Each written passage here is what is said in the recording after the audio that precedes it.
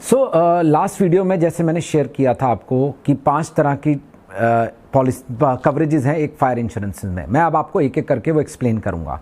पहला fire insurance के अंदर फायर एक ऐसा चीज़ है जो आपको समझना है कि उसके अंदर कवरेज हमें करनी क्या क्या होती हैं। तो उसके अंदर 2 पोर्शन होते हैं, एक होता है बिल्डिंग और एक होता है कंटेंट। बिल्डिंग का मतलब है सिविल स्ट्रक्चर, सिविल पार्ट जिसमें आपके सिर्फ दरवाजे खिड़कियां और सिविल कंस्ट्रक्शन आती है आपकी, that is what building is. So आपको वो देखना है कि वो सिविल का पार्ट हमारा कितने कॉस्ट करता है। आज उसके अंदर वैल्यू ये देखनी है। अब सिविल बिल्डिंग को हम एक्चुअली देखते हैं कि हमारी आज वैल्यू बिल्डिंग की मैं लेने जा रहा हूं तो मेरी 2 करोड़ की प्रॉपर्टी है या 4 करोड़ की प्रॉपर्टी है, या मैं एक घर ले रहा हूं तो वो मैंने शायद 6 करोड़ की खरीदा हुआ है। बट क्या हमें इंश्योरेंस 6 करोड़ की करानी पड़ेगी उस बिल्डिंग की?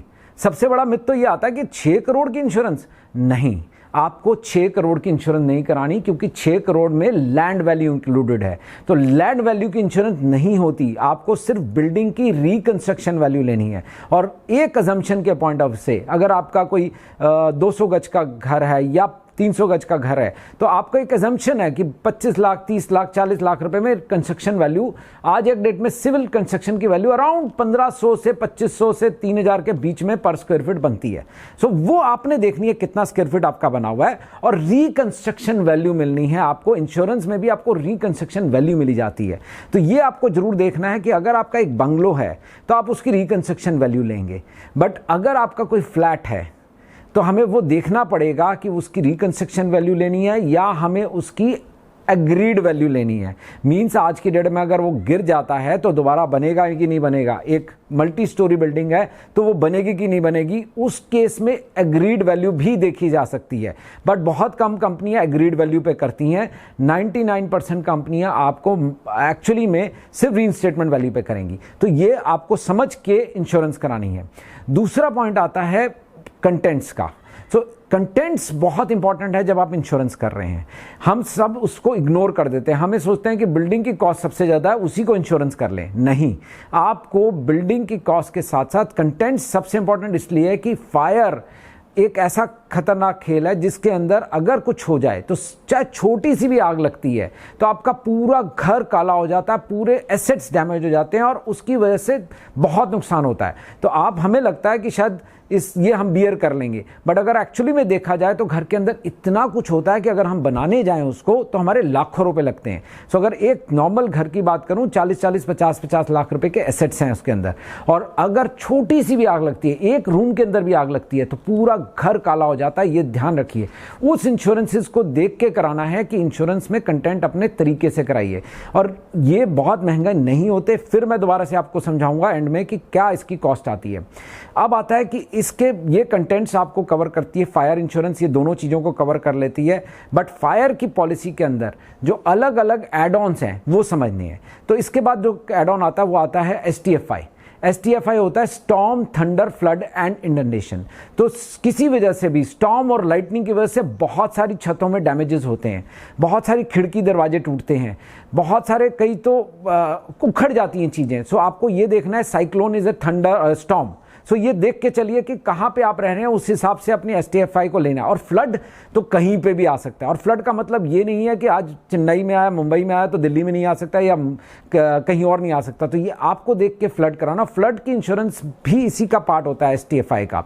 और हमें फ्लड सिर्फ ये नहीं होता कि बाढ़ आना, फ्लड का मतलब ये भी आता है इसके अंदर कि अगर कहीं लीकेजेस हो जाती हैं और ह्यूज वाटर फ्लो हो जाता है आपके घर के अंदर, जिसकी वजह से आपका घर का इंटरनल डैमेजेस होते हैं या सीपेजेस होती हैं जिसकी वजह से ह्यूज डैमेज होता है, that also is covered under flood. So third portion आता है earthquake, which is the biggest threat today. वो हमें एक इंपॉर्टेंट फैक्टर है जो कि हमें ऐड ऑन कराना ही चाहिए। हमने भी देखा है, कई मूवीज में देखा है कि वो हमें एक्ट ऑफ गॉड के अंदर नहीं मिल रहा। एक्चुअली इंश्योरेंस के अंदर अगर आपने वो ले रखा है तो आपको मिलेगा, अर्थक्वेक कवर होता है। ये सब मूवीज में है कि वो नहीं मिलता, ये है वो है, मगर अगर आपने एड ऑन करा रखा है तो वो 100% अर्थक्वेक आपको पूरा कवरेज देता है। उसका अलग एक सेपरेट एड ऑन होता है। सो वो आपने तरीके से उसको भी एड ऑन कराना है। फिर आता है RSMD। RSMD होता है ride strikes and malicious damage. ये राइड स्ट्राइक्स की वजह से भी, या मलिशियस डैमेज मतलब कोई आपका जानबूझ के किसी नुकसान पहुंचाता है आपको घर को, वो भी फायर इंश्योरेंस के अंदर कवर्ड होता है।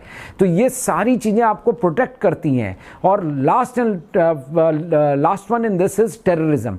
टेररिज्म क्या करता है? टेररिज्म किसी वजह से भी कोई टेररिस्ट अटैक होता है और उसकी वजह से आपकी आग लगती है, जैसे आपके ताज में हुआ था, ये चीज़ें में हुआ था। बट हम उसको आपको सजेस्ट करते हैं कि आप अपने एरिया को देख के, घरों में जनरली टेररिज्म नहीं दी जाती है, ये पब्लिक प्लेसेस में ज़्यादा डेंजरस होता है, जैसे मॉल्स हैं, सिनेमा हॉल्स हैं, होटल्स हैं, या स्कूल्स हैं, कॉलेजेस हैं, जहाँ पे टेररिज्म अटैक के चांसेस होते हैं, या आप ऐसे एरिया में रह रहे हैं जहाँ टेररिज्म का डर ज़्यादा है, तो आप टेररिज्म को ऐड करिए, otherwise it's an expensive add on, don't add it on.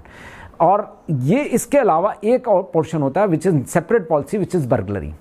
अब बर्गलरी के अंदर हमारे को बहुत केयरफुल होना है, लेना है या नहीं लेना, क्योंकि घर के अंदर बर्गलरी में मतलब, बर्गलरी का मतलब डाका होता है, चोरी नहीं होती है।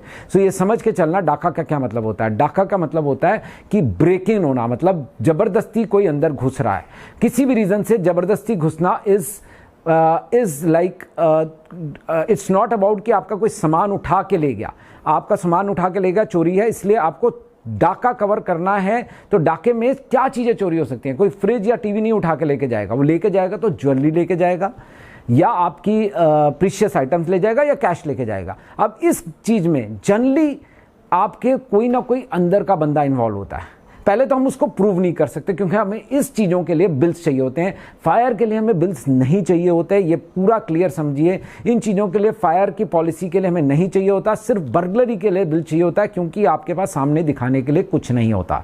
फायर के अंदर सैल्वेज पड़ी है, आपके पास टीवी पड़ा है, फ्रिज पड़ा है, ये था, उसको आप रिप्लेस करते हो। बट बर्गलरी एक ऐसी चीज़ है जिसके अंदर आपके पास बिल्स शो करना जरूरी है, और जो कि हमारे पास नहीं होते हैं। तो इसीलिए ये इंपॉर्टेंट है कि आप उसको बर्गलरी करानी है या नहीं करानी, ये आपको देखना है। ये बहुत ज़्यादा नेसेसरी नहीं होता, बिकॉज कवरेज मिलती नहीं है इसी चक्रों में। अब आता है कि ये सारा कवरेज आप देख के अपने आप को इंश्योरेंस कराइए, और ये बहुत लो कॉस्ट होती है आपका। ये सारी चीज़ें बर्गलरी को छोड़ के ये सारी चीज़ें कवरेज सिर्फ 3200 रुपये में कवर होती हैं। सिर्फ 3200 रुपीज़ पर करोड़, 1 करोड़ की कवर आपको 3200 रुपये में होता है। ये समझ के चलिए, मतलब अगर आपकी प्रॉपर्टी 2 करोड़ की बिल्डिंग है और 1 करोड़ का कंटेंट है, तो आपको मुश्किल से 8-9 हज़ार रुपये साल के कवर में, आपको प्रीमियम में 3 करोड़ का कवर मिल जाता है। सो ये समझिए और सही जगह से अपनी इंश्योरेंस कराइए। ये अगर कुछ समझना हो, मेरे पे आप मिल सकते हैं, मेरे नंबर पर बात कर सकते हैं, मैं आपको पूरी क्लियरली समझा सकता हूँ। Thank you so much.